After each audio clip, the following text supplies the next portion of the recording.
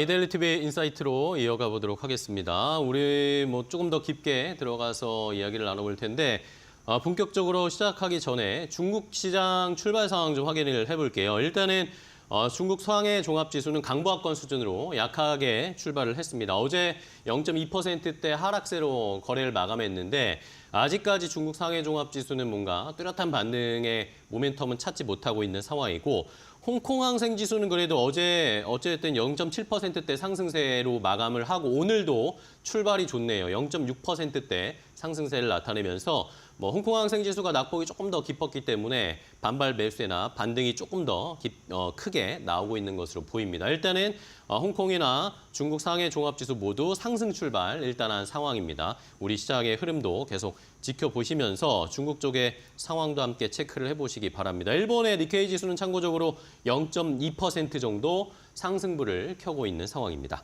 자, 그럼 이데일리 TV 인사이트 조금 더 깊은 이야기, 투자와 관련된 노하우를 함께 알아보도록 하겠습니다. 오늘 이데일리의 마케팅 센터 권소연 센터장과 함께하겠습니다. 안녕하세요. 반갑습니다. 네, 안녕하세요. 네, 반갑습니다. 네. 자, 오늘은 또 어떤 이야기를 해볼까요? 저희가 고려하여는 층층이 심도 있게 분석을 많이 해봤고 네. 대선 트럼프의 이 트레이드도 약간은 주춤하고 있는 이 상황인데 오늘 어떤 내용 해볼까요? 오늘은 SRE라는 거에 대해서 좀 설명을 해드릴까 싶은데요. 네네네. 사실 SRE는 저희가 이제 장명을 한 건데, 네, SRE가 뭐죠? 네, 이데일리가 매년 이맘때쯤 하는 신용평가 전문가 설문이에요. 그래서 Survey of Credit Rating by 이데일리에서 이제 앞글자 몇 개 따서 SRE라고 이제 줄여서 부르는데, 네. 이게 2005년에 1회를 시작했고 벌써 이번이 35회째라서 꽤 이제 역사가 좀 긴 설문조사죠. 오래됐네요. 과거에는 1년에 2번씩 했었는데 한 5년 전부터는 1년에 한 번씩으로 바뀌었거든요. 그래서 한 이제 횟수로 보면 20년간 해온 설문조사인데 그러게요.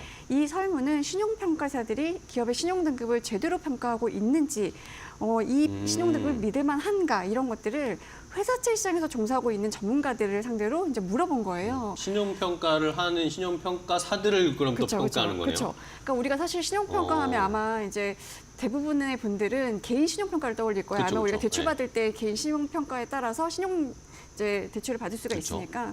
근데 기업들도 사실 이제 신용평가라는 걸 받고 그 등급에 따라서 많은 것들이 결정되거든요. 그리고 요새 이제 채권기 매제 많잖아요. 회사채 투자하고 이러실 때 신용 등급을 기본적으로 봐야 되고 신용 등급이 오를 가능성이 높은지 내릴 가능성이 높은지 그리고 등급 전망 이런 것도 다 따져보셔야 되기 때문에 그래서 이제 신용 등급이라는 게 굉장히 중요한 건데 기본적으로 신용 등급이라는 거는 기업이 빌린 돈을 갚을 능력이 있는가, 어느 정도 있는가를 보는 거예요. 그러니까 기업의 재무제표를 보면 굉장히 많은 숫자들이 있잖아요. 네네. 뭐 차입금도 있고 부채 비율도 있고 거기에 뭐 영업이익으로 인한 뭐 이제 여러 가지 현금 흐름 뭐 이런 것들이 있는데 이런 것들을 분석을 해서 이 기업한테 만약에 돈을 빌려주면 이걸 떼일 가능성이 어느 정도인가를 이제 신용 등급으로 볼 수 있는 건데 이게 뭐 각각 신용 평가사마다 등급 체계가 좀 다양하긴 해요. 근데 뭐 보통은 이제 트리플 A, AAA부터 이제 D까지 굉장히 이제 여러 등급이 있는데 위에 트리플 A부터 이제 트리플 B까지는 보도 가능성이 별로 없는 투자 적격 등급이라고 우리가 부르고요. 안정적인 회사들인 그렇죠. BB 이하는 이제 부도 가능성이 조금 있는 투기 등급을 분류가 되고 저 뭐 C단계, D단계 정도는 거의 이제 디폴트 상태에 와 있는 이제 기업이라고 볼 수가 있는 건데 사실 이런 이제 신용 등급을 누가 평가를 하냐? 이제 신용 평가사가 하는 거죠. 신용 평가사가죠. 그래서 우리가 보통 이제 S&P나 무디스, 피치 많이 들어보셨을 거예요. 글로벌 3대 신용 평가사라고 불리는데 우리나라에는 이제 한국 기업 평가, 그리고 한국 신용 평가, 그리고 나이스 신용 평가 이렇게 세 곳이 있어요. 그러니까 3사가 이제 과점하고 있는 시장인데 그럴 수밖에 없는데 이게 라이센스 산업인 거거든요. 그러니까 이제 여기에 서울신용평가도 있긴 한데 서울신용평가는 회사채 평가는 못하고 기업어음, 자산유동화증권, 단기사채만 평가를 할 수 있는 부분 인가만 받아서 지금 이제 회사채까지 종합적으로 평가를 할 수 있는 건 딱 세 군데입니다. 그러니까 요 기업들, 요 이제 3사가 보통 이제 회사채나 기업어음 그리고 뭐 자산유동화증권 이런 것들을 발행을 할 때 등급을 평가를 하고 그 평가한 걸로 끝나지 않아요. 그 이후에 계속 이제 정기평가나 아니면 이제 수시평가를 통해서 만약에 기업의 재무제표에 뭐가 변동이 생겼거나 주 이벤트, 예를 들어 뭐 M&A를 했다거나 아니면 대규모 차입을 했다거나 그러면 이제 등급을 조정하기도 하고 등급 조정하기 전에 등급 전망을 조정해서 등급이 떨어질 수도 있습니다. 혹은 오를 수도 있습니다. 약간 이런 것들을 이제 미리 시그널을 주기도 하고 이런 활동들을 하는데 어쨌든 이제 지금 SRE 설문조사에는 요 이제 세 곳 한기평, 한시평, 나시평 3사를 대상으로 신뢰도가 어느 정도인지를 이제 보는 설문조사입니다. 네. 자, 뭐 우리가 뉴스나 이런 거 많이 보시면 글로벌 신용평가, 뭐 스탠다드 앤 푸어스나 무디스나 피치 이런 이제 신용평가사들은 글로벌 전 세계적으로 뭐 국가에 대한 신용 등급도 평가하고 기업의 신용 등급도 평가 이런 거에 따라서 뭐 주가도 움직이고 뭐 맞아요. 국채 회사채나 이런 이 채권의 가격도 움직이고 변동이 있습니다. 우리나라 안에서는 이제 세 군데인 거죠. 네, 그렇죠. 한기평, 한시평. 한국 기업평가, 신용평가 그리고 나이스 신용평가 네, 요 그렇죠. 세 개. 그럼 어쨌든 이 평가 기관이 제대로 하고 있는지를 저희가 또 체크하는 평가하는. 이데일리의 그쵸.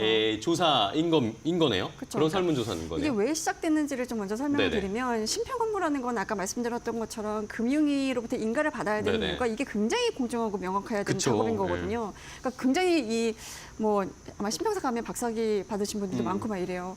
그러니까 이게 신용 등급에 따라 일단 금리가 결정이 되고 그쵸. 기업 입장에서는 만약에 등급이 올라가면 금리가 낮아지기 때문에 조달 비용이 줄어들게 되고 등급이 내려가면 금리가 올라서 이제 조달 비용도 기업의 올라가고 존폐에 뭐 그쵸. 명함이 달리는 그쵸. 겁니다. 거기다 이런 이제 거에 신용 따라서. 등급이라는 거는 기업이 대외적으로 나의 신뢰도가 이 정도야라고 그쵸. 이제 네. 제시할 수 있는 하나의 요인이기 때문에 기업 입장에서도 굉장히 중요하고 네. 투자자 입장에서도 신용 등급이 오를 것이냐 내릴 것이냐 이걸 예측하는 것도 굉장히 중요한데 그걸 이제 신방사가 해주는 거란 말이에요. 근데 이데일리가 처음에 SI를 시작했던 게 이제 2005년이었는데 2005년, 그때는 신평사에 등급 평가된 부분이 굉장히 많았던 시기였어요. 그러니까 예를 들어 뭐 이런 얘기들이 많아요. 신평사가 왜 등급을 맨날 올리기만 해? 왜 내리진 않지? 네. 뭐 이 재무지표가 나빠졌는데도 신평사는 등급을 못 내리는 뭐 이런 상황도 좀 있었고 그때 등급 쇼핑이라는 것도 굉장히 횡행을 등급 했었어요. 이게 쇼핑이요? 뭐냐면 회사채를 발행을 하려면 신평사 2곳 이상으로부터 등급을 받아야 돼요. 예. 그래야 이제 회사채를 발행할 수가 있는데 보통은 이제 평가라는 쪽이 갑이잖아요. 보통 우리가 생각을 그쵸, 해보면.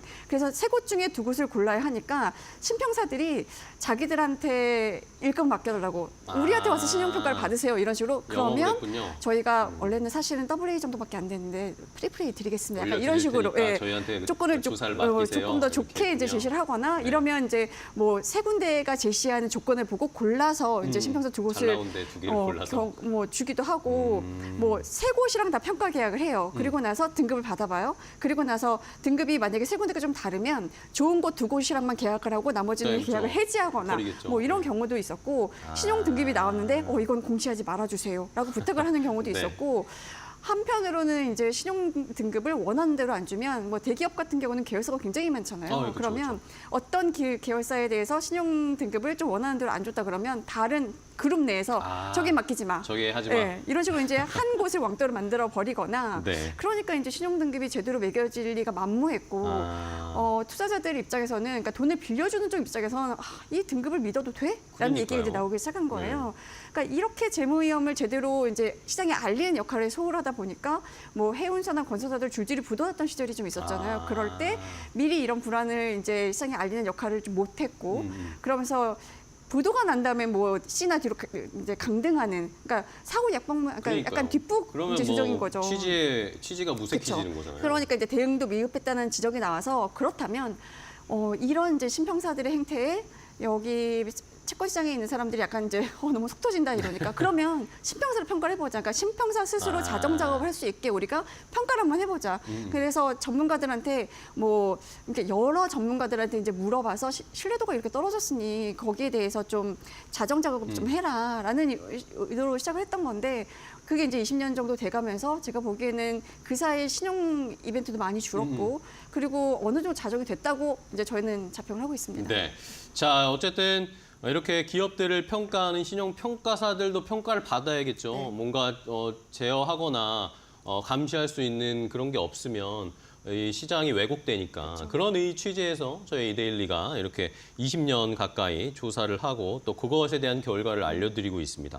자, 그러면 보통 설문을 뭐 이제 진행을 하게 되면 아까 뭐 살짝 말씀해 주셨지만 어떤 사람들에게 이 조사를 의뢰하는 거고 또 어느 정도 규모로 조사가 진행되는 건가요? 일단 뭐 이제 설문조사라는 건 풀이 넓을수록 신뢰도가 올라가는 그쵸, 거잖아요. 저희 때만 해도 한 100명 남짓한테 이메일을 보내서 한 52명 정도가 답했어요. 근데 올해는 428명 대상으로 진행을 많이 했고 늘었네요. 이제 이 질문에 183명이 이제 유효 응답자가 예. 183명이었는데 이 중에서는 저희가 이제 회사채 업무를 한 기간을 물어보는 이제 설문 항목이 있는데 거기서 만약에 1년 미만이다 그러면 그런 분들의 답은 다 제외를 했습니다. 네네네. 이게 1년간의 신평사의 이 등급 평가를 평가하는 거기 때문에 1년 미만의 업무를 했다면 이걸 답을 할 만한 적절한 분이 아니라고 그렇죠. 판단을 해서 시장의 변화나 이런 추이를 파악하기 빼고 어려우니까. 이제 유효 응답자가 183명이었고요. 네. 설문조사하기 전에 저희가 뭐 연기금, 공제회, 뭐 은행, 보험사, 증권사, 운용사 이런 데들 다 이제 회사 업무를 하는 분들이 있잖아요. 네. 이런 분들 리스트를 받아요. 뭐 금융기관을 통해서 받아서 업데이트를 하고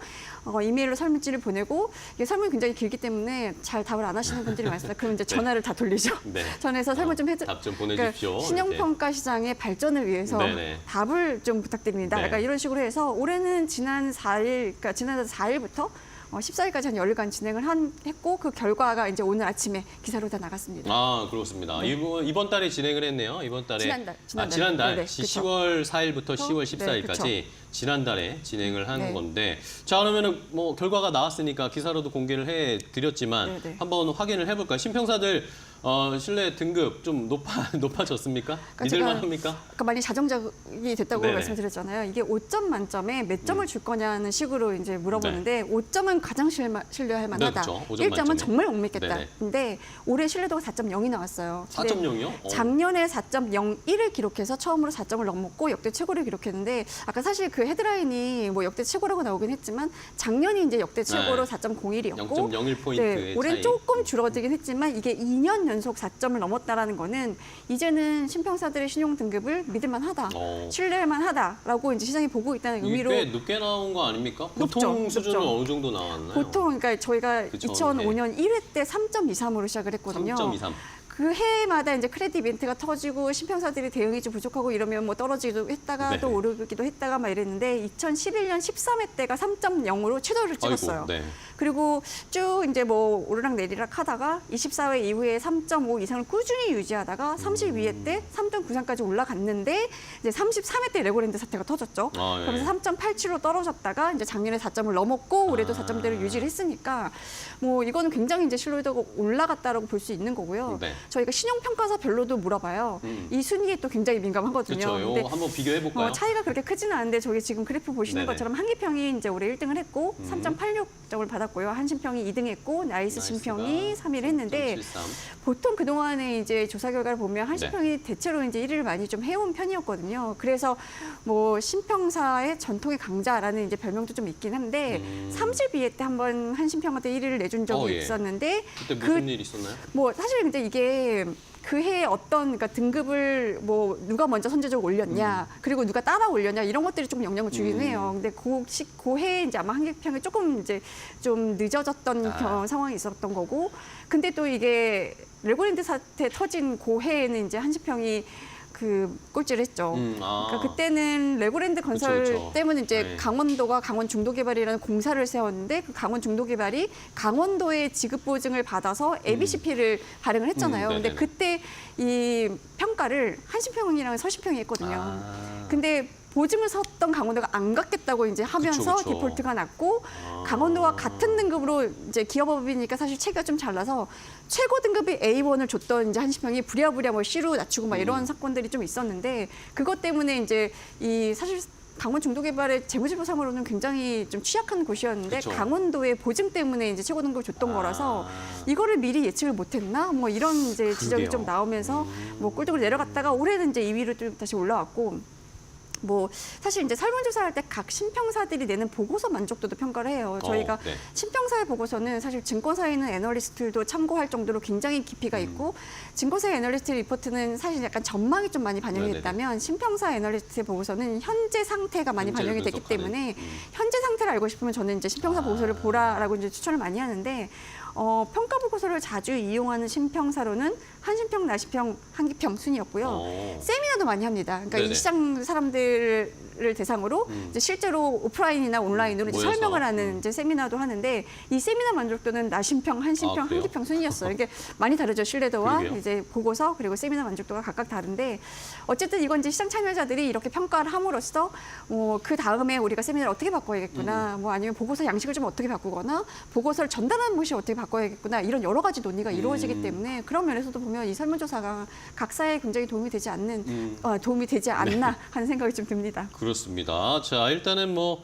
우리 시장에서는 한기평의 일단은 뭐 점수가 가장 높은 걸로 나오는데 뭐 분야마다는 약간 차이가 있는데 결국에는 뭐 포인트 짚어주신 것처럼 이런 신용평가사의 이 보고서 같은 경우 현재 상황을 분석하는데 네. 지금 현재 미래나 앞으로의 전망보다 현재를 뭐 조금 더 명확하게 분석할 수 있는 그런 내용들이 많이 포함되어 있다. 자, 그러면은 어쨌든 뭐 저희가 조사한 내용 중에 등급 상향 속도에 대한 이 코멘트들도 좀 있었던 것 같아요. 네, 맞아요. 크래식 시장에 보면 등급 상하향 배율이라는 지표가 있어요. 네. 그러니까 등급이 오른 기업 대비 등급이 하향된 기업이 몇 배냐. 그러니까 등급 하향된 기업보다 등급 오른 기업이 얼마나 더 많냐를 많은가. 이제 측정하는 지표인데 3사 단순 평균으로 봤을 때 작년 9월 말에 0.53배였거든요. 9월 말에 올해 9월 말에는 0.97배로 거의 1배 가까이 네, 올라왔는데 빠르게 늘어나는 이 것 같은데. 숫자가 1배를 넘었다는 거는 기업 등급이 오른 기업이 더 많았다. 더 많다는 거죠. 그리고 네. 이제 1배가 안 됐다는 아래에 거는 이제 있으면? 떨어진 기업이 더 많았다는 건데 어쨌든 아직 1배를 넘지는 않았지만 이제 등급 상향이 조금 더 많아지는 추세는 그러게요. 맞잖아요. 근데 이게 이제 적당한 속도라고 보냐라는 질문을 던졌는데 한 77% 정도가 지금 수준의 이 등급 조정 속도는 적당하다라고 괜찮다? 답을 해서 네. 뭐 비교적 뭐 나쁘지 않네라는 이제 답을 줬고요. 하향 추세를 더 확대해야 된다는 답이 한 22% 정도였고 상향 추세를 확대해야 된다는 답은 제로였습니다. 그러니까 네. 지금 이제 여전히 경기가 좀 안 좋고 그쵸. 지금 뭐 네. 트럼프 당선되고 나서 좀 이제 혼란스러우니까. 불안한 네. 상황이잖아요. 그래서 이 상황에서는 등급 상향보다는 하향에 조금 가깝지 않나라고 생각하는 것 같습니다. 네. 자, 뭐 일단은 뭐 지금은 상향하는 기업들의 수가 더 많지는 않은 상황인데 어쨌든 상향 속도는 조금씩 빨라지고 있는 상황이고. 자, 그러면은 이런 뭐 신용 등급, 등급 신뢰도 이런 거 말고 다른 내용들은 더 조사가 없었는지도 궁금한데요. 저희 다른 내용 굉장히 어떤 많은 게 포함돼 질문을 있어요? 던진다. 한번 설문조사 하는 김에 뭐 업황에 대한 한 번에 전망도 다, 물어보고 예, 받아야죠. 뭐 올해 가장 기대되는 M&A 뭐 이런 것도 물어보고 예. 이러는데요. 일단 이제 뭐 회사 때 투자하시는 분들 아마 이런 업황 전망 같은 거 굉장히 뭐 그쵸, 궁금해하실 그쵸, 예. 텐데 크레딧 사람들이 보는 거와 이제 주식 투자하는 사람들이 보는 전망이 조금 다른 면도 있어요, 사실은. 근데 어쨌든 이제 향후 1년 내에 업황이 악화될 것으로 예상되는 산업을 좀 꼽아보라고 예. 했더니 작년만 해도 그 상위권에 부동산 PF랑 연관된 업종들이 다 상위였거든요. 그러니까 뭐 건설, 캐피탈 뭐 이런 데가 1, 2위였고 근데 올해는 건설 캐피탈이 2위, 3위로 내려왔어요. 1위는 1위 누가 뭐였죠? 있냐면 석유화학. 였습니다. 화학이요. 그러니까 사실 석유화학 업종이 뭐 불황에 접어든 지는 꽤 오래됐어요. 그럼 뭐 거의 이제 장기 불황이라고 그쵸, 봐야 되는데 예. 워낙에 중국에 이제 공급이 좀 많아졌고 그러면서 거기다 이제 중국 경기도 좀 안 좋잖아요. 그쵸, 지금 그쵸. 예. 재정 부양 이렇게 해도 이제 쉽게 풀리지 않을 것 같은 분위기인데 그러니까 이제 중국에 대한 수출도 많이 줄어들고 뭐 이러면서 석유화학 업종이 좀 안 좋아진 상태인데 워낙에 작년까지는 부동산 PF로 인한 충격이 컸기 네, 때문에 그쵸. 조금 가려졌다가 올해는 부동산 PF가 조금 잠잠해지니까 이제 석유화학 업종의 불황이 보이기 시작한 것 주가도 같아요. 너무 안 좋습니다. 그렇죠. 화학주들. 그래서 이제 뭐 화학 업종에 대해서는 저희가 이 SRE 설문조사를 하고 나서 그 정규 그러니까 전문가들 한 열 몇 분 해가지고 자문단 회의도 해요. 그러니까 이 예. 결과를 두고 이제 의견을 좀 물어보는 거죠. 근데 거기서 많이 나왔던 얘기가 화학 업종이 이제 수요 공급 균형이 완전 무너진 것 같다. 뭐 중국 경기 부진한 탓이 가장 크긴 했는데 뭐 수출액도 작년에 한 16% 줄었고 네. 그 중에서 중국 수출은 한 17% 줄었고 이렇게 수출 감소하면서 작년에 나프타 분해 시설 평균 가동률이 74%밖에 안 됐거든요. 그러니까 이게 단시간 내에 이렇게 개선될 것 같지는 않다라는 게 이제 주로 좀 의견이었고. 네. 화학 업종에 대한 신용 등급도 이제 하향될 가능성이 좀 높지 않겠냐라는 그러게요. 말씀들 좀 많이 네. 하셨는데 실제로 올해 9월에 롯데캐피탈 신용 등급 전망이 안정적에서 부정적으로 낮춰졌고 하나솔루션, SKC, 여천 NCC 뭐 이런 데들의 등급 전망도 다 부정적으로 하향 조정이 됐는데 등급 전망이라는 거는 긍정적, 안정적, 부정적 이렇게 세 개가 있는데 부정적이라는 거는 조만간 낮출 수 있어라는 이제 시그널을 주는 거라서 네. 하향 조정에 좀 무게가 실리고 있고요. 네. 뭐 건설 캐피탈 이런 데들도 어느 정도 충당감을 쌓긴 했는데 아직 부족하다. 조금 더 쌓아야 될 거다. 뭐 이런 의미에서 네. 2, 3위 한 것 같습니다. 네. 자, 화학 업종이 뭐 아무래도 뭐 좋지 않은 거는 다 알고 계시고 여기에다가 뭐 어제 뭐 또 그런 이야기 나왔잖아요. 찌라시 나오면서 롯데 맞아요. 쪽에 롯데그룹 위험하다 뭐 이런 이야기 제2의 대우가 될 거다 뭐 이런 얘기. 근데 결국에 파보고 들어가면 결국에 롯데케미칼이 안 좋으니까 맞아요. 롯데그룹이 지금 이런 이야기가 나오는 것도 뭐 무관하지는 않은 것 같습니다.